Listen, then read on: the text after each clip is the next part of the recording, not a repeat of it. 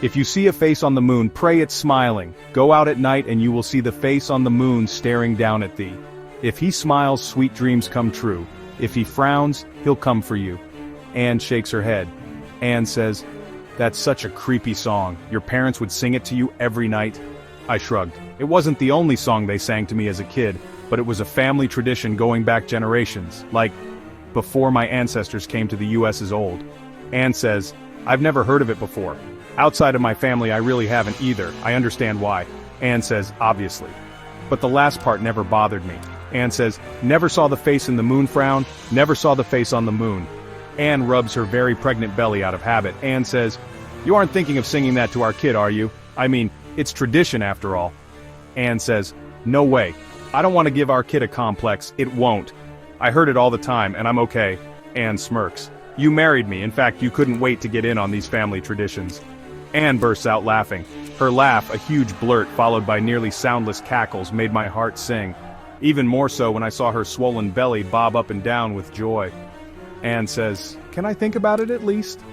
I want to ask around to see if anyone else has ever heard this lullaby." Sure. We changed the subject and went back to assembling the crib. Our son Mac was due in a few weeks and we'd fallen behind in prepping his room. It wasn't totally our fault.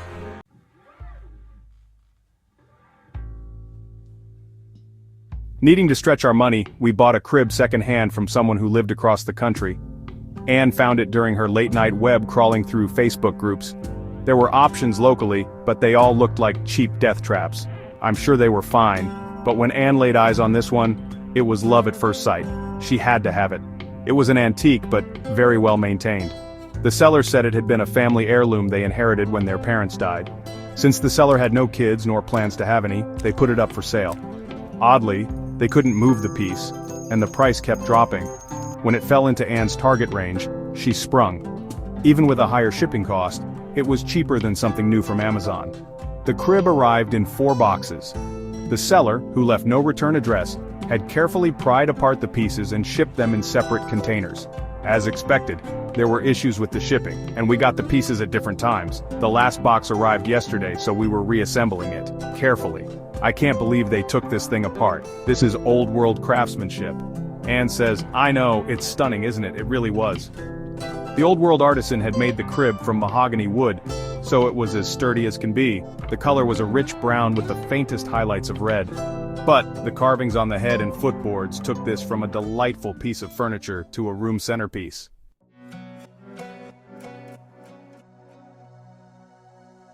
In the center of the headboard was a carving of a smiling sun, their eyes cast down into the crib. The carved radiating rays went all the way to the edges of the board. Along the top, the artist carved what looked like cats, all following a crawling toddler. The footboard was just as intricately designed. In the middle was the moon, another face looking down at the crib with a Mona Lisa smile. The craftsman had carved the different phases in an arc, radiating from each side of the central moon. If you started from the left and followed along, the face would gradually appear as more of the moon came into view. A full smiling face greeted you at its height before phasing back to nothing on the right.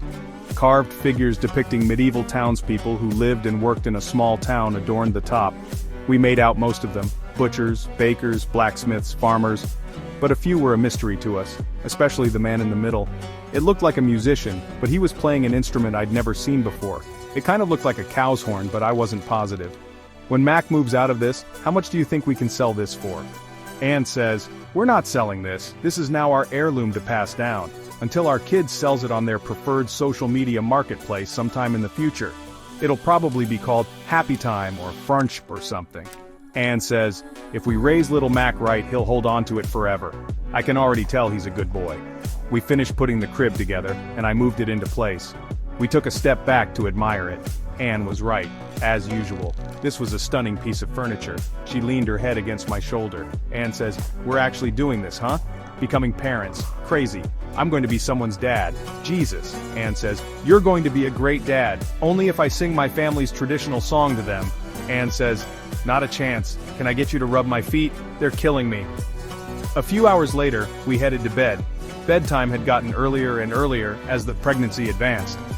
I assumed it was the body's biological clock getting us ready for late-night feedings and butt changes.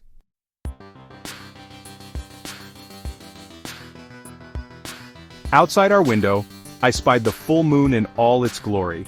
It was one of those freakishly large full moons that look amazing in person, but when you snap a picture it just never captures the astonishing view.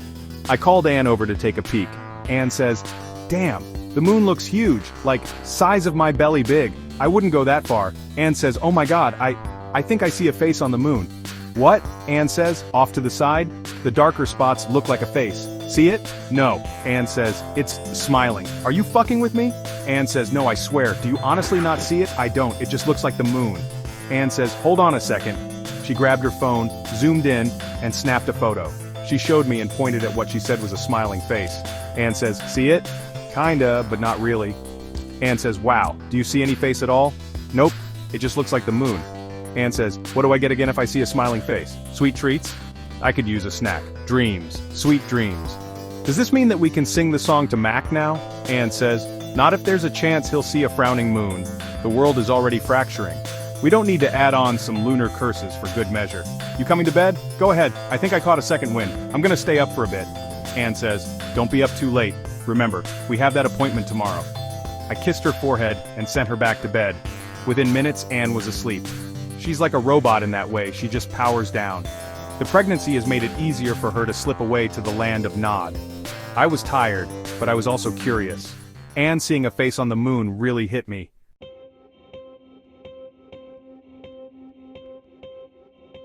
I wasn't jealous, well, maybe a little, but I suddenly had a desire to look up the lullaby's origins. I hopped on my computer and started searching, but came up empty. There wasn't a single thing out there about the song. I glanced at the clock and saw it was just after 10. My dad, a notorious night owl, was probably still up. I decided to give him a call and see if he knew anything. He picked up on the second ring. "Dad, everything okay with my grandkid?" Yes, Mac and Ann are fine." "Dad, thank God, I can't begin to tell you how nervous I am on your behalf. I'm so worried something bad is going to happen. Never had this when your mom was pregnant with you. Maybe I wasn't as important to you as your first grandbaby. Dad?" "Yeah, that must be it. What's going on? Why the late night call?" "I have a random question for you. You remember the nursery rhyme you guys used to sing to me when I was a kid?" "Dad, I sang a lot of songs. The one about the moon smiling and frowning, the old German one, Dad." "Oh yeah, that one was an odd. I hadn't thought about it for years, but it popped back into my head when you were born. It's probably because my folks sang it to me all the time as a kid. It was strange. Maybe that part of your brain gets activated when you finally have a little one. What do you know about it?" "Dad, not much, admittedly. My parents sang it to me, and theirs sang it to them. It was some old family tradition, kind of like Hank the Elf, you know? Hank the Elf was Santa's magical helper, who would leave me chocolates in a sock I hung off my dresser every night in December. Sometimes we'd exchange notes. Even after I knew Hank was my dad, I'd still write notes to Hank. And, like clockwork, he'd write back. I couldn't wait to do that with Mac. It's weird. I can't find anything about it online, like nothing. No lyrics, no history, no recorded melody, it just doesn't exist anywhere outside of our family. Dad, that is odd. My parents always told me it was an old folk song and I had no reason to doubt it. There's seriously nothing? Look yourself." I heard him typing away on his computer. A few seconds later he sighed. "Dad, well, ain't that something? Did our ancient ancestors make up the song and never spread it around?" "Dad, I don't know. Maybe you can check in with a professor of mythology or music or Middle Age history. They might shed some light on it. Maybe it was part of a ritual or something. Maybe the elders were witches or something." "Dad, if they were, and I never got the ability to cast spells, I'm gonna be so upset." We bullshitted a little before I told him about the new crib. I switched over to FaceTime and went into Mac's room. I showed him the crib and he was impressed. He adored the little carvings but worried they might be a choking hazard if Mac broke them off. I hadn't thought of that. "Dad, you will. As soon as the boy arrives, your dad brain kicks in, and all you'll be able to think about is all the ways everyday items inside your house might spell death for your kids. It's exhausting. We've already started baby-proofing cabinets. I hate the locks so much. Dad, I thought you were going to do a dinosaur theme in his room. When did you switch to a storybook theme?" "We didn't switch." "Dad, then why get a bed with figures from the Pied Piper on it?" "What?" "Dad, the guy in the middle is playing a flute. That doesn't make him the Pied Piper." "Dad, but then why is the other side a bunch of rats being led by a toddler?" "Those are cats." "Dad, son, you may want to look at them again."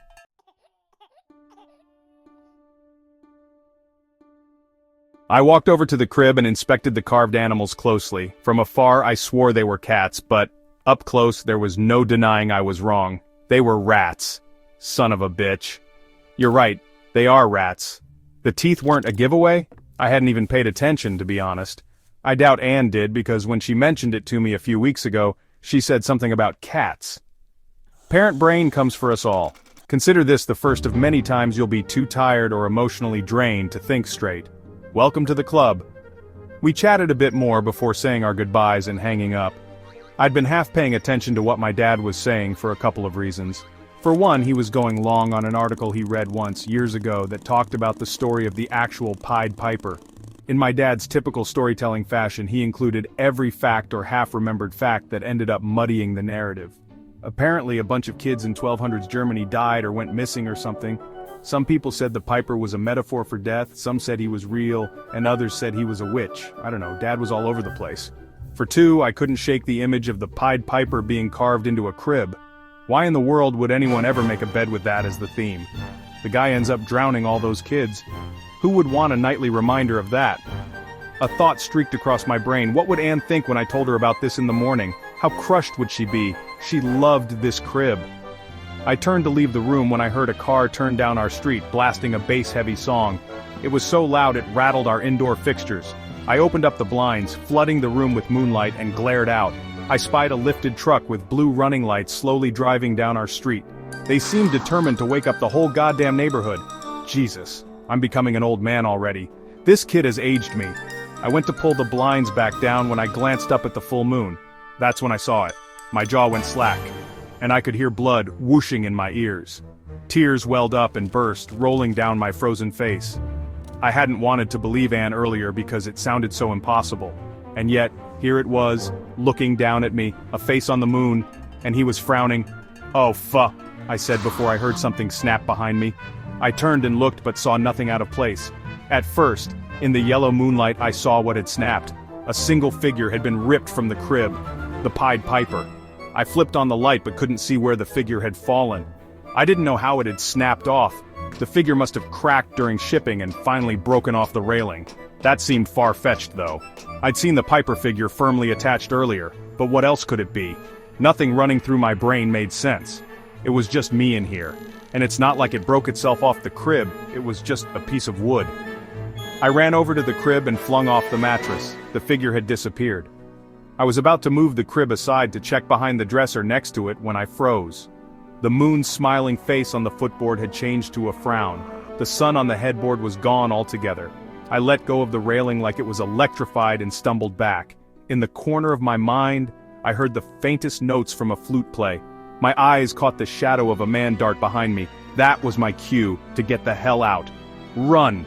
I bolted out, slamming the door behind me. I turned to make sure nothing had followed me out of the room. There was nothing. I waited a second or two, just to make sure. "What are you doing? You feeling okay?" I saw a face. On the moon. She looked crushed. She walked over to me and stroked my arm. "You saw a frown, didn't you?" I did. "Well, you know what that means, right? It means you're going to die." "What? Why would you say that?" "Because I'm going to be the one who kills you." I yanked my arm away from her touch. I tried to respond, but my voice died in my throat. My wife, my beautiful, lovely, sweet wife, had just threatened to kill me in her normal honeyed voice. It was as matter of fact as if she asked me to switch the laundry over. We locked eyes, and she smiled wide. Too wide. The skin at the corners of her mouth cracked and slowly but violently pulled apart. The skin tore in strips and blood spurted from the wounds. She didn't react at all. Instead, she crammed her hands into the sides of her mouth. She squeezed down on the shredded flaps, her fingers as tight as a vice, and yanked her arms away from her body. Her face tore and ripped away from her skull. Each hand held a jagged edge of bloody flesh. It wobbled in her grip, the nerves firing off their last bit of stored energy. The muscles under her skin twitched and pulsated. Blood oozed from them. She dropped the skin and it plopped to the ground with a wet slap. Her hands went back to her face. Putting both hands back in her mouth, she started pulling up, hard. She let out a strained grunt that gave way to the bones in her face and skull cracking. Some shards burst through the muscle as the top of her head lifted off her body. With a final bit of effort, she pulled the top of her head clean off. Underneath was the featureless face of the Pied Piper figure. Without thinking, I threw a punch. It landed with a crunch, but it wasn't the wood that crumbled, it was my poor fist. The Pied Piper raised my wife's hand and shamed me, shaking her finger back and forth. The Piper reached into the gap at her neck and yanked hard, splitting her body in two. The halves of my wife's body fell like a butcher had sliced them. Standing in front of me now was the now human-sized wooden Pied Piper. It had freed itself from the crib and come looking for me. Now that it had me, it raised the horn to its face. Music started playing inside my head. For a fleeting second I felt my body calm. My mind, which had been racing like a lost Andretti relative, instantly soothed. The edges of my vision softened, and from the piles of gore in front of me, I saw dozens of plants rising. My house gave way to a verdant meadow with soft rolling hills in the distance. The sky above was so blue I had to shield my eyes from the color.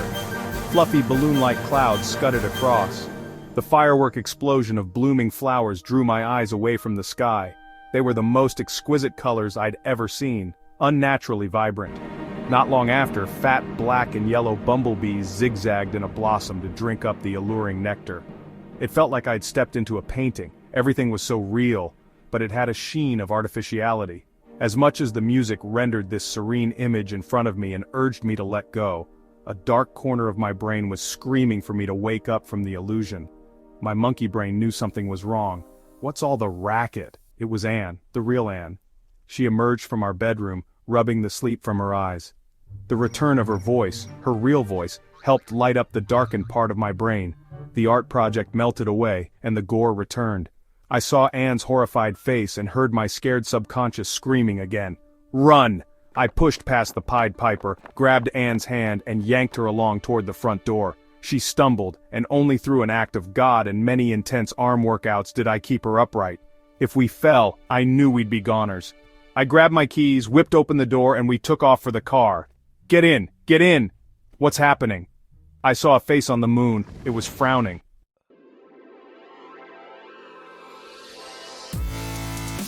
She didn't say a word. She didn't have to. Her facial reaction said everything.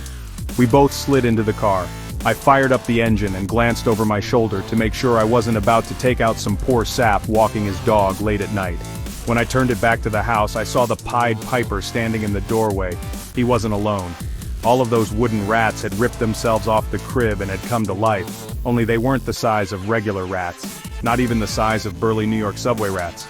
These things were as big as Rottweilers. Like the Piper, they had no features, save for razor-sharp teeth. What the hell are those? Rats. From where? The crib. Our crib? After tonight, it's the Dump's crib. Buckle up. The Piper played music, but I couldn't hear it this time. But the rats could. They turned their attention toward my car. The lead rat hunched down and launched themselves onto my hood. It misjudged the slickness of my car and fell off. But by that time, the second rat was airborne. I jammed the car into gear and slammed on the gas pedal. My car rocketed backward into the street. The rats kept coming. A third and a fourth leapt through the air and landed on my trunk. They started biting the metal, and much to my amazement, the metal started crunching. What do we do? Can we stop this? An idea popped into my brain. I threw my phone at Anne. Call my dad. I have to ask him about the song. She dialed his number. I heard a pop from my back driver's side tire as she did. The air came screaming out. It sounded like someone in distress. The passenger side rear went too, and the back of my car dropped. I shifted into drive and pressed on the gas. My car lurched forward, but something caught in the tires and kept us from escaping. A rat had wedged itself in the wheel well. We couldn't move forward. I switched to reverse, to rock out of it, but it was to no avail. We were stuck. Hello? Are there more words to the lullaby? What? More metal crushing from the back and now the rear doors. The rats were eating through the goddamn car. My heart dropped when I saw the empty car seat in the back. A horrid thought flashed in my brain. Would I even get a chance to meet Mac? The Piper kept playing. The rats kept eating. I kept panicking, but I held it long enough to ask Dad, what are the other words to the song? I used to only sing the hold on, Gail, Gail, what were the words to that horrid German song we used to sing? I could hear my mom waking from her sleep. Simultaneously, another rat jumped on the hood of the car. It hissed and started gnashing at the windshield. Anne screamed. That got my mom moving. What's wrong? I'll fill you in later. What about the song? Go out at night and... No, after that. After the moon frowning. Let me think. Mom, hurry. If the moon brings forth your doom, pray for the sun to return soon, or something like that. I pray to whoever the fuck is listening. God, Buddha, the sun, to return and burn these fucking things to ash. Please, crash! The rat on the hood of the car had broken the entire windshield out. I reached over and grabbed Anne's hand. I gave it a squeeze. "Baby, I'm so sorry. I love you more than you'll ever know. I love you too." Mac and I both. We closed our eyes and waited for the end. I knew the next thing I'd feel would be the gnawing of wooden teeth against my bones, but that didn't happen. Instead, I felt an intense warming sensation spread across my body. Through closed eyelids, the darkness purpled until it was bright red. I opened my eyes, and an intense yellow light immediately stung me. It was coming from the middle of our yard.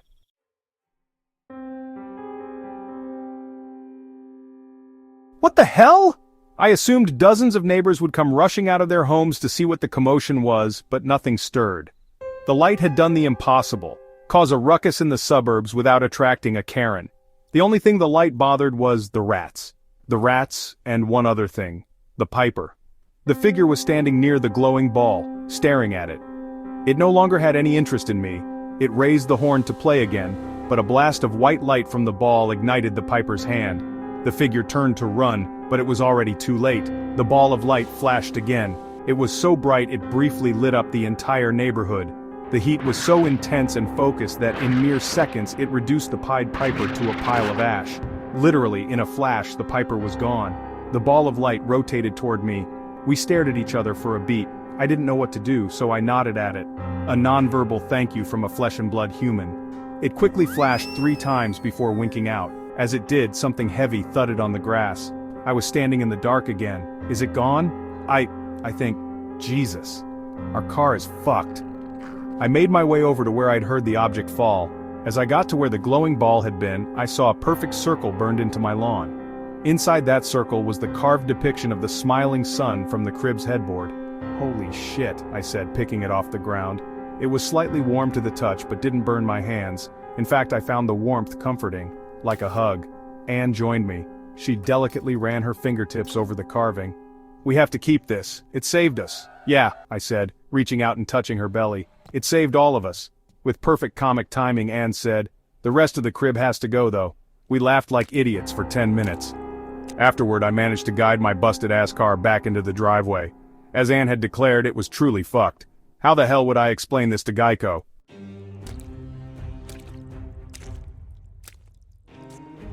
I called my parents back and told them what had happened. They didn't doubt me. They were at the house 15 minutes later and stayed the rest of the night. Dad even helped me drag the crib to the curb. "Who did you order this crib from?" "Someone on the marketplace. Show me." Anne brought up her phone messages and searched. She scrolled, and scrolled, and scrolled. She stopped, confused. The messages are gone. Maybe the ad is still up in the store?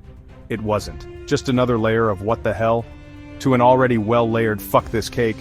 Anne told me everything she could remember about the account she messaged with but had limited information because who would bother to remember anything like that? She was hunting for a decent sale, not making a best friend. Turns out she found neither. Everyone else has fallen asleep. I'm sitting in my office, staring at the carved sun and writing this out. I'm hoping someone out there might shed some light on this for me. Has anyone heard this song? Does anyone know anything about the crib, or how the moon and sun figure into it? Where was the land the Piper was showing me? Shit, why was the Pied Piper part of it? How screwed up were my ancient relatives? Best as I can tell, and granted this is all speculation on my part, is that the song may have activated the crib. In turn, that awakened the face on the moon, which activated the Piper. I don't know what the energy ball was. I have no clue how the person selling this thing tracked Anne down. I don't see how any of this, well, magic works. All I know is that this entire ordeal felt predetermined. I can't shake that feeling, that forces beyond my understanding and unconstrained by time and space aligned in just a way to kill me off. The uneasy feeling that this was supposed to happen to me, like my bloodline was supposed to end tonight. What about my lineage pissed off the moon? What horrid curse is in my blood? And am I passing it down to Mac? We stopped the Piper for now, but I'm worried he might return. I plan to hang the carved sun in Mac's room for protection, probably over his regular-ass Amazon Basics crib. The boy will be the centerpiece of the room, not his creepy German bed. It's silent in the house now. There's no Piper music in my head, but I keep expecting to hear it again. He showed me some strange land which must have been important to me or my family, right? He was trying to lure me somewhere, but where? And why? I'm